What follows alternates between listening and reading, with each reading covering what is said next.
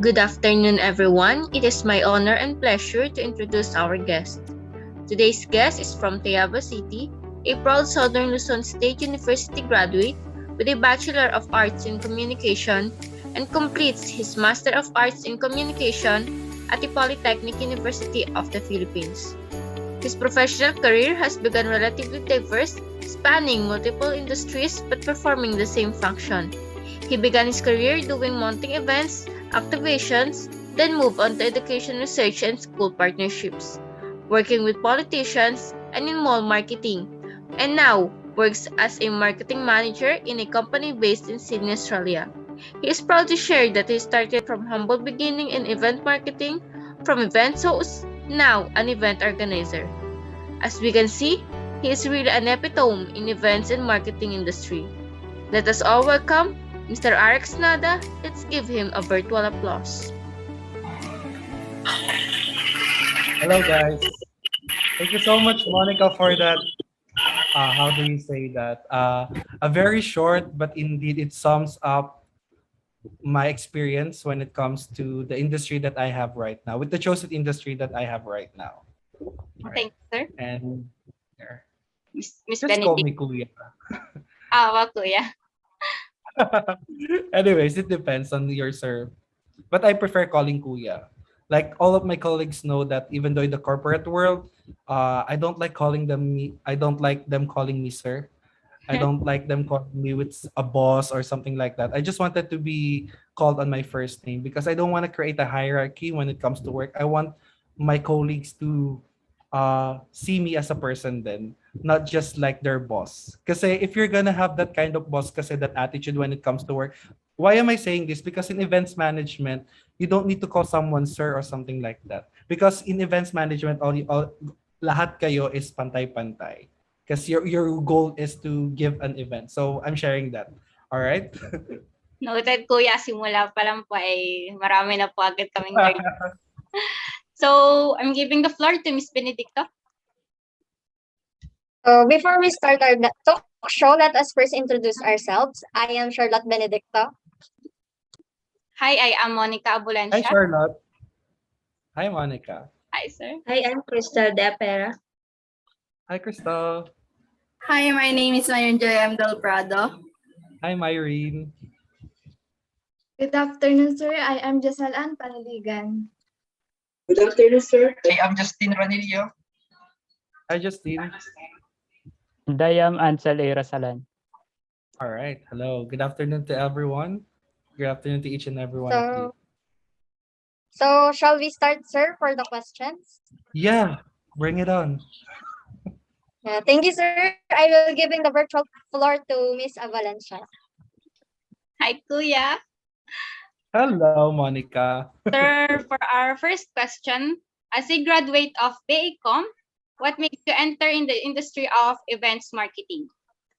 All right. So in the industry of communication, like the field that I have, the field of study that I studied when I was still in college, it encompasses everything about media, like on television, radio, advertisement, public relations, what else? Productions, movie, all of those.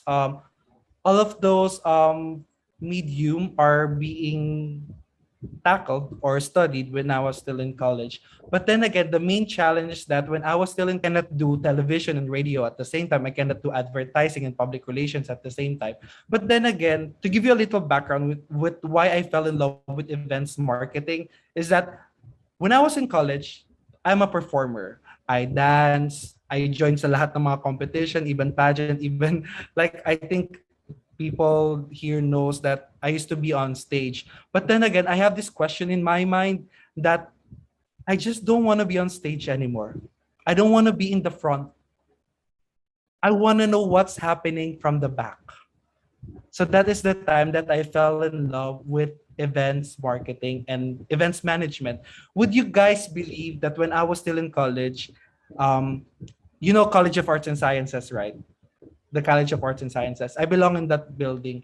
And then I joined a competition there. It's Mr. and Miss Arts and Sciences. So I won. I was Mr. Arts and Sciences 2010. And then a year from that, our batch was tasked to produce the Mr. and Miss Arts and Sciences 2000. Ay, ako na sabihin, baka malaman niyo yung age ko. Ayun, so parang the next year, sabi nila, oh wait, teka lang, ako yung nag-title, tapos ako pa yung director.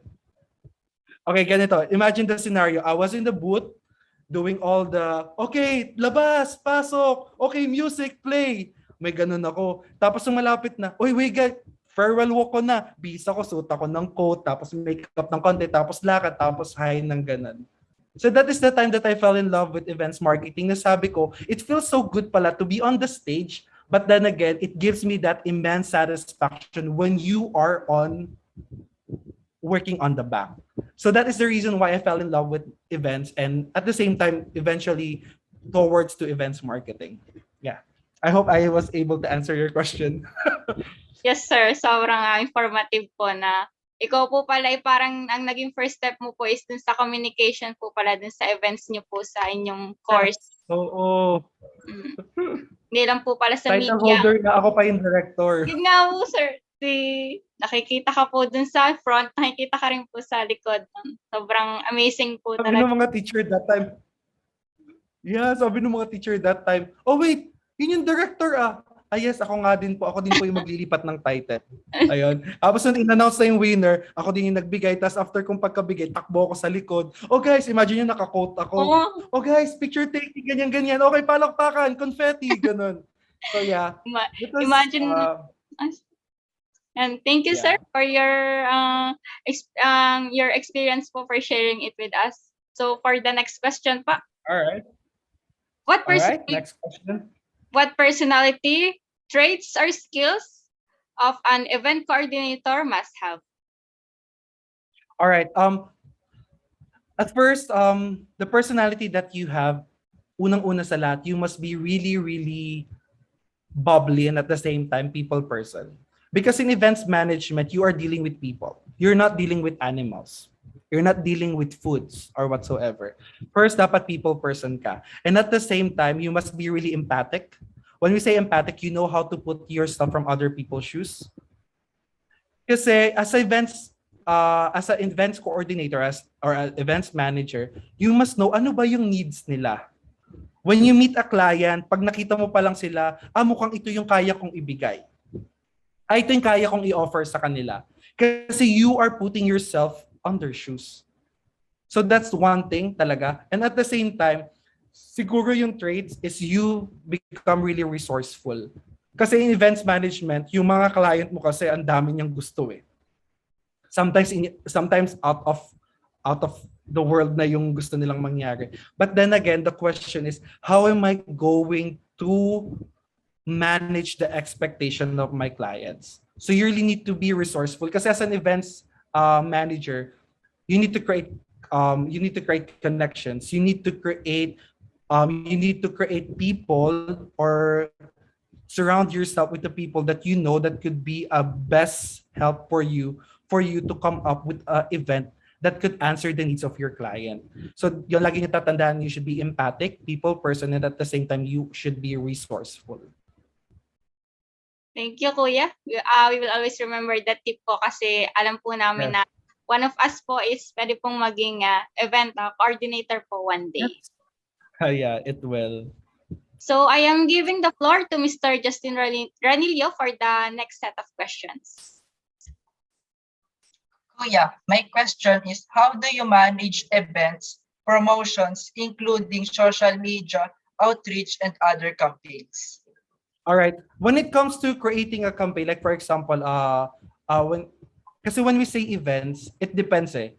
There are corporate events, there are community events na tinatawag natin. Corporate events is what's the best example for corporate events? Like yung mga wedding, those are personal events kasi yun eh, mga wedding, debut. Corporate events is like for a client, like for example, Jollibee wanted to have their own 50th anniversary. Yun yung mga corporate events. And then we also have this community events kung tinatawag natin. Community events naman is like for example, yung mga charity. What else? You are partnering with a certain organization, a non-profit organization or a non-government organization. So for you to manage that we have this saying in the events management that we should wear all the hats. When we say wear all the hats, kailangan kaya natin gawin lahat. We can be flexible. Not necessarily you can do scorpion or you can split for you to be flexible. Hindi naman ganun. But for you to manage that, first, Justine, is to know what are your priorities, what are the expectations, and at the same time, come up with a post-event plan. When we say post-event plan, that is the time na magpaplano ka. Okay, how much yung budget dito? Sino yung audience natin? Saan yung venue natin? Ano kaya yung month na to? Maulan ba to? O maaraw ba to? All of that. Kasi pag events organizer ka, you wear all the hats. Why? Nurse ka. Kasi what if biglang may ma-aksidente? Diba? Firefighter ka. What if magkameron ng sunog? Diba?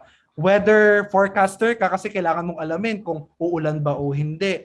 At the same time, dapat marunong ka rin tumikim ng pagkain, di ba? Mga food tasting, what if ganyan-ganyan? Kasi kadalasan kasi sa mga corporate events, food tasting yan eh. So, lahat ng yun. For you to manage that, all you have to do is properly in time management mo. And then create a plan. Kasi hindi siya dapat nangyayari ng one day eh. Like for example, when I organize an event, minimit ko muna yung client. And then ask ko sa kanila, ano yung goal nyo? Ano yung gusto nyong mangyari? So social media talaga is something that really need to put effort in when it comes to events marketing. Because right now, that's what I do. It's really hard to shift from doing physical events to a virtual event. So yeah, Justine, I hope I was able to answer your question. Kasi when it comes to managing talaga the event, in terms of like yung budget mo, social media, and whatsoever, to be honest, sasabihin ko na sa inyo ha, how can you manage it? Tanungin niyo yung budget.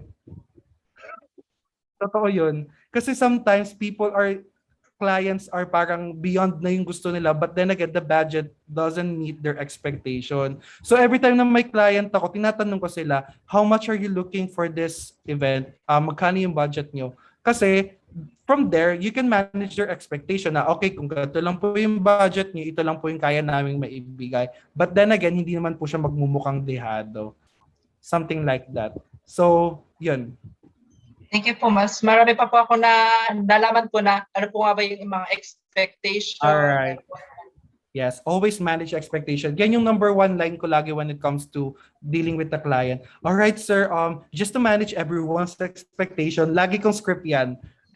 Ano yun? Just, yun yung parang on the Tagalog term, parang sinasabi mo doon sa client mo na, ay hindi po pwedeng mangyari yan kasi yung budget niyo kulang kayo sa pera. Pero kung pagagandahin niyo, okay, just to manage everyone's expectation, di ba ganon?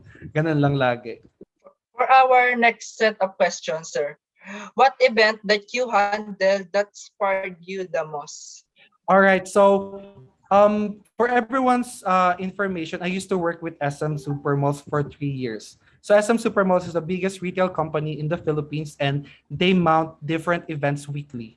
When we say mount events, like weekly, iba't ibang events namin. Di ba when you go to the mall, there are different design. Depends, like for example, if it's Chinese New Year, makakakita kayo ng maraming pula. If it's Valentine's Day, makakakita kayo ng mga hearts. If it's Christmas, you're gonna see centerpieces na ang gaganda, diba? All of those are coming from the marketing team of SM, which I am proud to be part of for 3 years. So one of the greatest events that I was able to handle is that yung Christmas launch. If you were able to witness a Christmas launch at SM, ito yung parang they are opening the most for Christmas. Like there are parties, there are mascots dancing. Kung naabutan niyo yun sa SM Lucena, mga tipong ganun. Yun yung one of the proudest moment and proudest events that I was able to handle 3 times. 3 Christmas launch.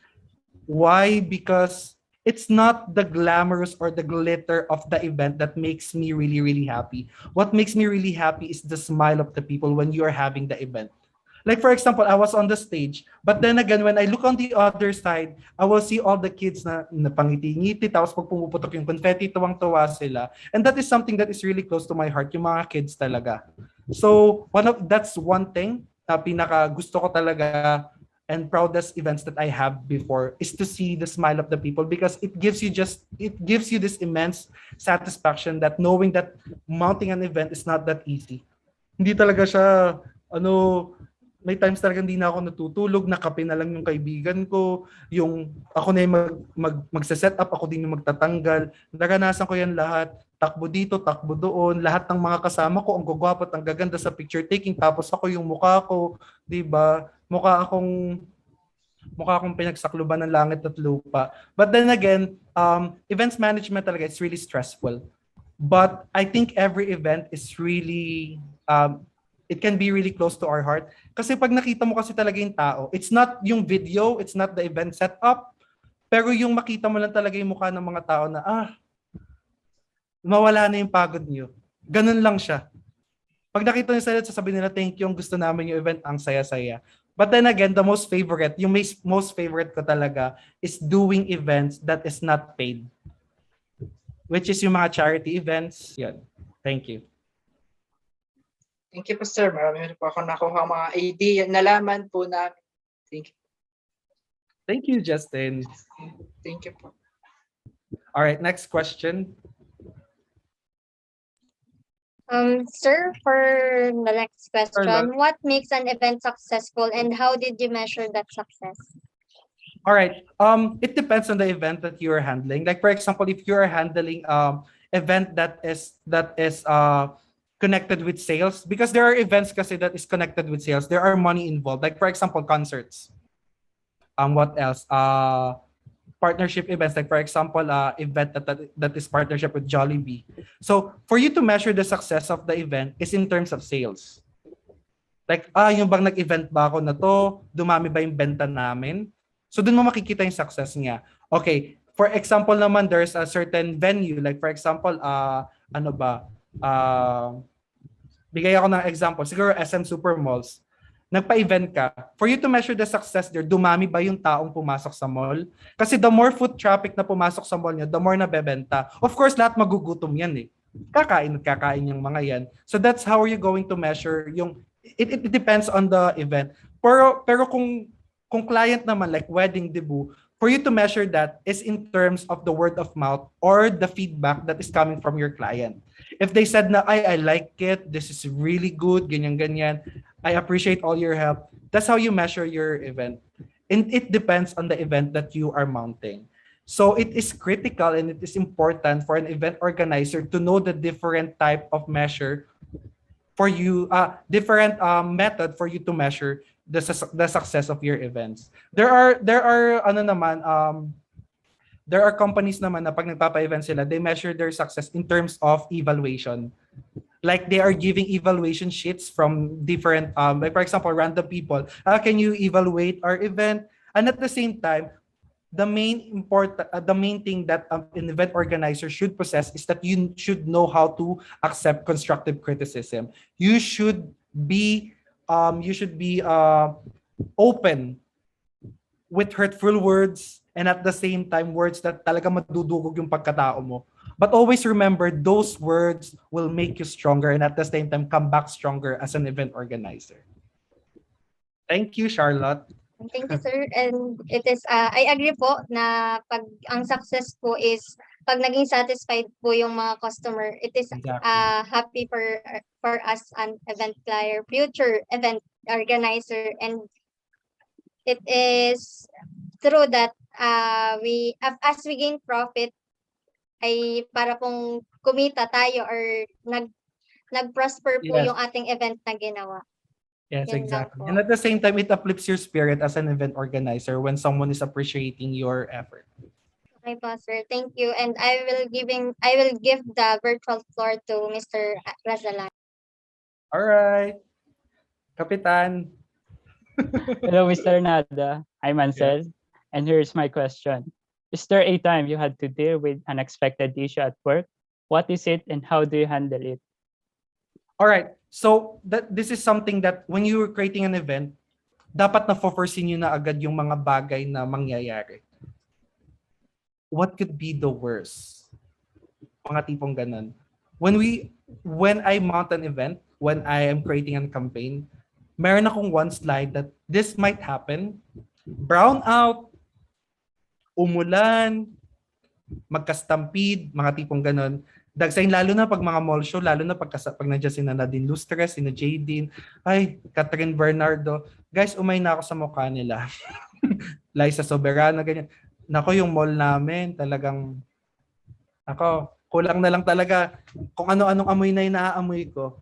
Yung mga ganung bagay. And siguro with the unexpected things na that I've encountered, aside from doon sa ginawa at binibining tayabas, is yung control mo ng tao. Sometimes talaga hindi mo siya makokontrol eh. Would you believe, guys, nakilala niyo ba si Peppa Pig? Yata. Si Peppa Pig, kilala niyo? Yes, Yung sir. baboy na Englishero, yung British accent. Dati nagpa-event kami ng JDIM, ang daming tao. Pero nung nagpa-event kami ng Peppa Pig, sabi namin, sige, okay lang, konti lang guards. Huwag na tayo masyadong madaming guards. Okay lang kahit hindi na madami. Mas madami pa yung Peppa Pig kaysa kay JDIM. So yun yung mga bagay na kailangan yung isipin na di ko ina-expect na si Peppa Pig pala is really famous when it comes sa mga bata. So sabi ko that time, ang dami kong kaaway na nanay. Kailangan makita ng anak ko si George. Ipila mo siya, ganyan-ganyan. Sa kailangan yung mga bagay na hindi ko prepared. So as an event organizer, you should be prepared with those. Hindi dapat laging positive yung iniisip nyo. Isipin nyo din yung what could be the worst. Yun. Well said. If ever we encounter that issue, we can use your advice and experience. So let's move to the next question. How do you handle clients who have limited or tight budget? All right. Okay. To be honest, one thing that I am proud of as an event organizer is that I work with SM. Sa totoo lang guys, SM Supermalls kasi is a big company, but then again, we are trained to work on a tight budget. Like imagine yung makikita yung magaganda doon, tight budget lang yan. All right. So just for example, I'll give you as an example. Recently, this year, I handled 3 debut. I have 3 18th birthday that I handled. Tanungin niyo ako, sobrang baba lang ng budget na. Like imagine from gowns to makeup to pre-debut, video, photo, album, foods, venue, ano pa ba, lahat, 18s, lahat ng 18s yan. Sobrang liit lang ng budget. Like imagine mounting an event for only 100,000. That's really cheap. Okay, how do I handle that? Ganito lang siya, guys. You really need to look for people that who can help you manage your expectation ng clients nyo, pero quality yung bigay. As an event organizer, you really need to look for partners. Like for example, I have a group of people who are doing photo and video. Mahal talaga sila sa totoo lang. But then again, we have this deal. Negotiation yan, Anzel. As an event organizer, really, negotiation skills is something that you should have. You look for a partner. Okay, I'm an event organizer. Can I get your service? I'm handling an event. Ito yung service na gagawin mo sa akin. But then again, gusto ko maging loyal ka sa akin. In every event, sa'yo ko ibibigay. But then again, bibigyan mo ko ng rate that is not the rate that you usually give to your clients. Ganun siya. You exchange services. Okay, ako yung event organizer mo, ikaw yung lagi kong kukunin. Discounted rate. Ganun siya. So pag nagkamaroon ka ng client na tight talaga yung budget, that is the time that you will practice your negotiation skills and at the same time your resourcefulness. Lalo na pag dyan sa mga function, mga events, wedding, crucial yan eh. Ikaw yung maghahanap ng venue, ikaw maghahanap ng pagkain, yung mga catering service. Magpakilala ka na agad. Create a good reputation to your partner. Don't ever go to a certain event that you came unarmed. Wala kayong armas. So, ang armas mo dyan are the people who's gonna help you. Yung mga host, photographer, makeup artist, mananahe, venues. Kasi pag ikaw event organizer, binibigyan ka nila ng discounted rate eh. There are event organizers naman na sometimes hindi na sila naniningil dun sa client. Ang nangyayari na lang, yung mga supplier na lang yung nagbibigay sa kanila. Like for example, I had this client na hindi ko na siya hiningan. Since tight lang talaga yung budget. So, anong nangyari? Yung mga photographer, makeup artist, venue, food, sila yung nagbigay sa akin. Kumita din ako. Yun. So for you to handle and manage the expectation of a client who is struggling or not struggling naman, who are having a tight budget, have a tight relationship with your supplier. All right. Next question. Thank you for that great answer. Wow, thank you. And I thank you.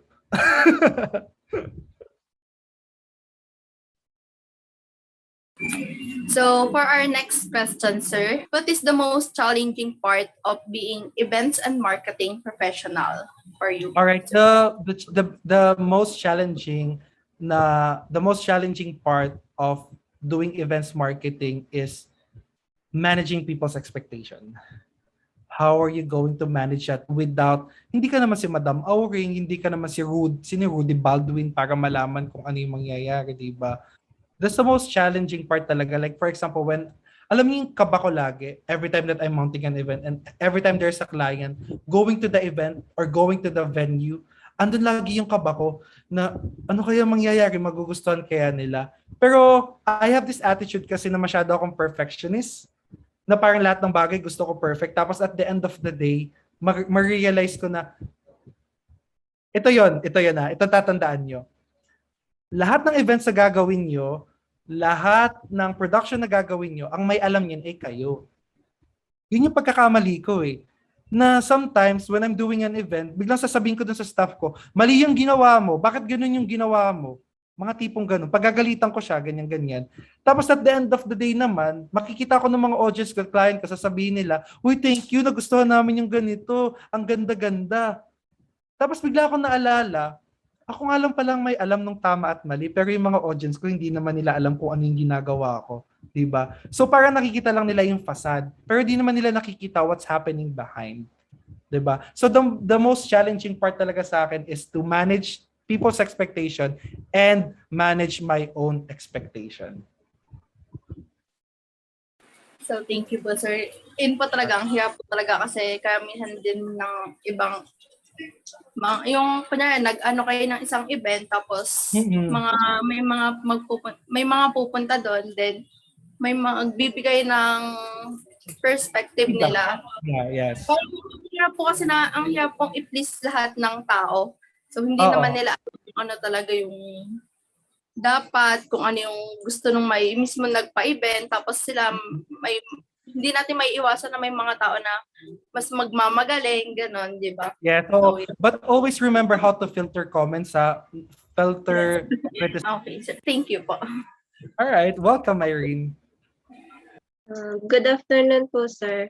Hello. Hi, My Crystyl. question is, as the pandemic emerged in the world, our industry is very much affected because of this.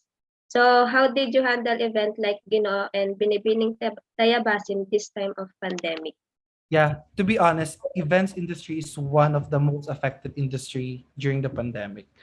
It is really heartbreaking because, to be honest, guys, I was working in the same company and I was handling event. And that March nag-hit yung pandemic, right? And I lost my job. Like knowing that my family is depending on me and all the, like yung, I had mental issues that time because I lost my job. Like imagine, like ilang months akong walang savings. Doon ko talaga kinain yung pride ko. Kung magtitinda ako ng pagkain, like imagine from doing events, nagtitinda ng pagkain just for me to earn. So it's really heartbreaking. But then again, we need to learn, Crystyl, na we need to learn na parang to swallow our pride din at the same time. Kasi as long as kumarangal naman yung ginagawa mo, why not? So going back to your question, such as Gino't Binibining Tayabas, it was really a risk. It was really an event na, teka lang, kaya ba to? Knowing na one-man show din siya. There are people naman who are helping me, but then again, with the conceptualization and everything, sa akin talaga. And that is something that we really need to possess. We need to be creative, and at the same time, we need to be resourceful, and at the same time, think outside the box. So, with that event, you really just need to look for people who are healthy on your part, and at the same time, who will help you make that event successful. So even though solo lang ako that time, there are people naman at my back who are working for the government, friends of mine, sponsors who are helping me. So, but then again, it is a first event during pandemic, and all of us learned something from it. Good thing na lang talaga, Crystyl, walang nag-positive during that time. And I'm so thankful with the Lord that time na sabi ko wala naman sana. And I don't want to cause catastrophe with this event. Yeah. So, yun nga po. Ngayon nga po, ngayong pandemic po, mahirap po talaga magpa-event kasi po, kailangan po ng social distancing po. Ganun. Yeah, oo. Pero always remember din talaga na it doesn't mean that there's pandemic. We're gonna stop everything. All right? Pandemic is not the end of the world. Nagtigil man tayo ng sandali, but always remember that the event industry should not die. Because at the same time, we are Filipinos. We love events. Sure po. Are we entertaining more questions? Sir. Thank you po, sir, for answering that question. Talaga po, pag nag-take po tayo ng risk is it's paid off kasi po paghihirapan naman po natin yun sa mga susunod na ano po. It was the second to the last question na po. All right. And this I is want our more. question. All right, sige. What's your question? What is the most rewarding part of being an events and marketing professional? All right. The most rewarding part is the feedback that you'll be getting. Yung katapusan, not during the event, but yung after na mangyayari sa event mo. That's the most rewarding part. Yung may makakarinig ka ng mga tao magsasabi sa iyo na that was beautiful. How did you come up with that? Ikaw ba ang gumawa nun? I want to get you. What's your contact number? I want you to i-refer kita with someone. Can I get you? May I know kung ano yung professional fee mo, yung mga tipong ganyan. The feedback. It's not during the event. It's not the preparation, but the after event that you'll be getting. That's the most rewarding part. Kasi yung what you call this, your appreciation that you'll be getting from your clients and the people that you'll be dealing with, and at the same time the smile and the immense happiness that your client has, and especially the audience that you'll be seeing, that's the most rewarding part. And talagang makakawala talaga siya ng pagod. Sometimes nga sa sobrang saya ko, nakakalimutan ko nang maligo. Uuwi ako sa bahay na, tapos na yung event, pag uwi ko tulog na lang. Tapos alam mo yung tutulog ka nang nakangiti, tapos pagising mo nakangiti ka pa din. Yun. Lalo na pag nakikita niyo, I wasn't able to show you some videos of mine with the events that I handled. I actually have videos that I have, kasi tinanong ko nga si Monica, ano ba, magsasalita ba ako or Q&A lang to? Sabi kong ganun. I actually wanted to show you that, pero makikita niyo talaga doon, hindi yung setup hindi yung mga makukulay na damit. Ang nakakapagpasaya talaga sa that rewarding doon yung ngiti ng tao. Thank you, Jeselle. Jeselle. Tapa po. And your last question, that's your last question na ba? Opo. And we hope that we found that same passion and dedication, same as yours po in your profession. Your message and success story in your profession inspire us to choose who we wanted to be someday. And this is our last question. Aww. I take it na ako. Go lang. Despite of the pandemic that is happening right now, what is your advice for aspiring events organizers who wants to enter the events and marketing industry? Don't ever lose the moment, and don't ever lose yourself, and at the same time always be inspired. If this is the path that you wanted to take, and at the same time if you're really looking forward to change people's life, and at the same time give this satisfaction and happiness to people around you, go for it. No pandemic, no virus, or no one could stop as long as you are passionate with what you are doing. As long as you are driven, as long as you are inspired, and as long as there are people who are believing in you that you can do it, go for it. Walang pandemic na makakatigil sa atin kahit ano pa yan. Oo. Tuloy lang ang laban. Walang pakakabog. Hindi tayo pinalaki ng sex bomb para bumawi. Okay? That's it. I hope you guys learned something from me, and I hope I was able to inspire you to go with the chosen career that you wanted. And at the same time, I want to congratulate every one of you for this really successful, and at the same time, on the spot, I really don't like answering scripted answers. I really gusto ko talagang galing sa puso ko. And I know I'll be working with you guys soon, I guess. I'll be seeing you in one of the events, I guess. And at the same time, I'll be attending ng event. Makikita ko you doon. And yun. 'Di ba? Ako naman yung mapapasaya nyo. And lalapit ako sa inyo, sasabihin ko sa inyo, you did a great job. Ano yung mararamdaman nyo? Yun yung most rewarding part. Yung may taong lalapit sa'yo. Alright? I wish you the best, guys, and hail SLSU.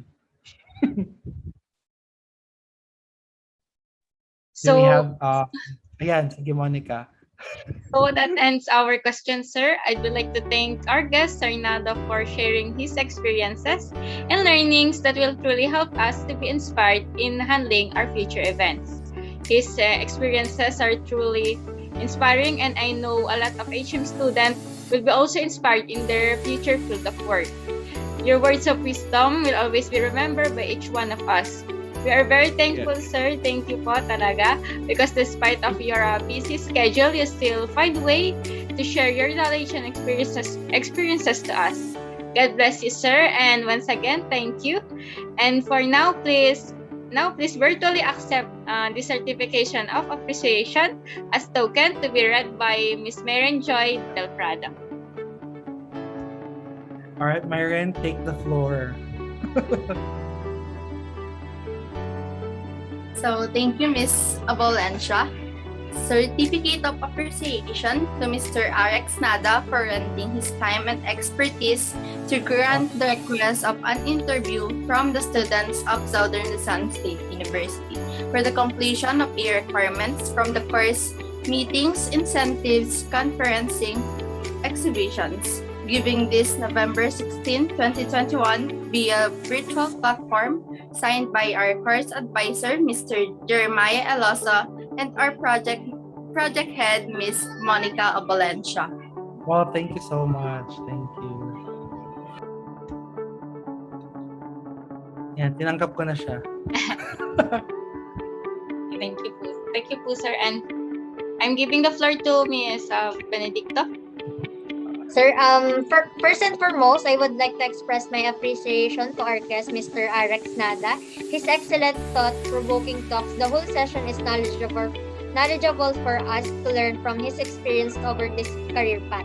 My deepest gratitude goes to all who contributed to our webinar to make it such a successful event.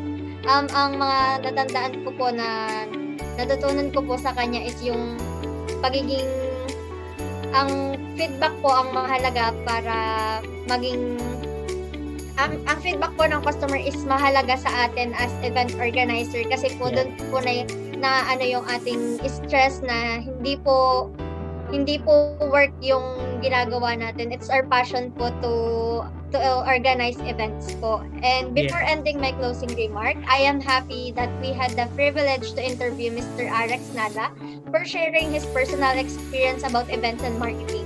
Again, thank you, sir, for being our guest. Without your input, ideas, and discussion, this webinar would not have been the success it has. I am giving the floor to Ms. Abulencia to wrap up the webinar. So, sir, we've reached the end of our talk show. So, I would like to grab the opportunity to have a photo opportunity po. Yes, siguro. Wait lang ha. Smile lang ako ha. Pogi kasi ni Kapitan masyado na ano ko. Na-insecure ako bigla. Alright, wait lang. Siguro, paano ba? Ako din mag-take din ako ng picture. Okay. 1, 2. Okay na po.